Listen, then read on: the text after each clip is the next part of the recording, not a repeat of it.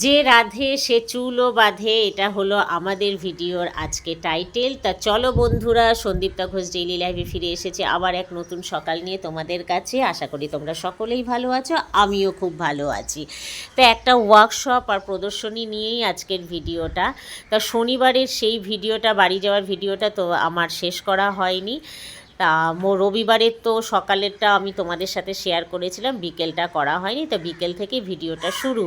তা বিকেলবেলা আমরা নুডলস দিয়ে এবং রাইস দিয়ে কিছু টিফিন বানানো হয়েছিল।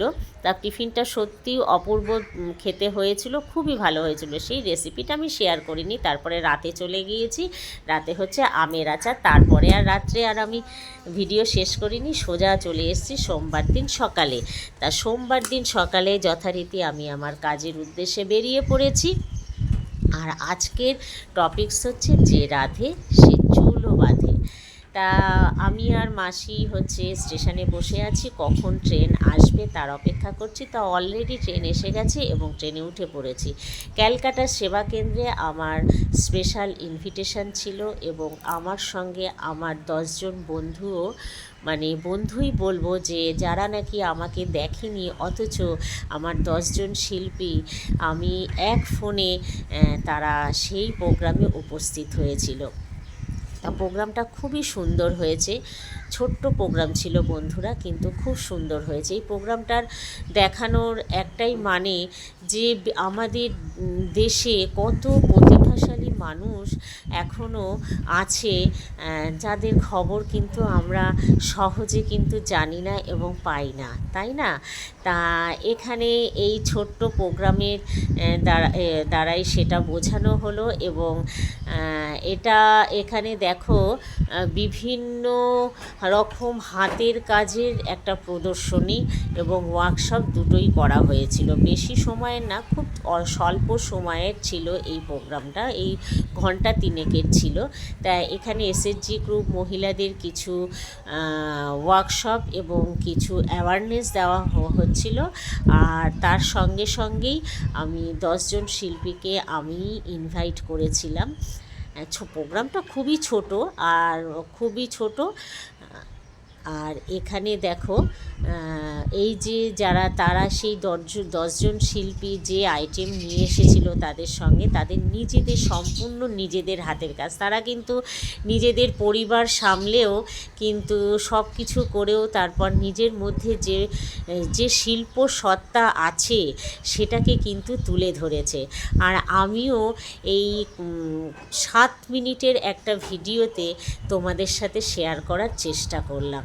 তাই আজকের টাইটেলটার নাম দিলাম যে রাধে সে চুলও বাঁধে। এটি একটি প্রবাদ বাক্য, এটা আমরা কিন্তু সবাই জানি, তাই না বন্ধুরা? এটা কিন্তু অন্যভাবে কিন্তু কেউ নেবেন না প্লিজ। কেননা যে ব্যক্তি রান্নার মতন কঠিন কাজটা করতে পারে সে কিন্তু অন্য কাজও করতে পারে, এটা আমার ধারণা।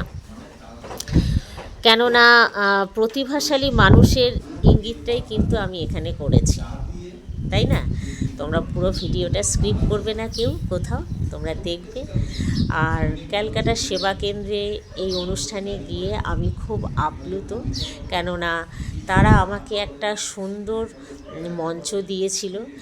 এই মঞ্চটা যে আমি আদৌ পাওয়ার যোগ্য, বা আমি এখানে গিয়ে এত সুন্দর ওই যে মঞ্চে দাঁড়িয়ে আমি আমার নিজের মধ্যে যেটুকু জানা আছে সেটুকু যে আমি আরও 10জন 20 জনের মধ্যে বলে তাদের যে কাজে আসবে এ কিন্তু আমার জানা ছিল না। কিন্তু আমি যে এটার যোগ্য, সেই যোগ্যতাই আমাকে ক্যালকাটা সেবা কেন্দ্র আমাকে এই মঞ্চে এই যোগ্যতার প্রমাণটা দিলেন। ওনারা জানালেন যে হ্যাঁ সন্দীপ্তাদি, আপনি এটারই প্রাপ্য। তা সত্যি আমি খুবই প্রাউড, খুব আপ্লুত এই মঞ্চে এসে।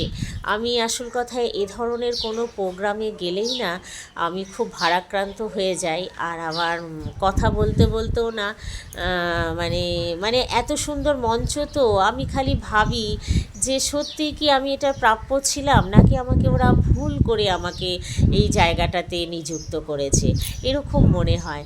তা যাই হোক, আমিও এসএসজি গ্রুপের মহিলাদের সাথে কিছু কথা বলছিলাম, তাদের সাথে আমার অভিজ্ঞতাগুলোকে শেয়ার করছিলাম এবং আগামী দিনে কি করে আরও সঞ্চয় কিভাবে করা যাবে সেটা ওদের সাথে শেয়ার।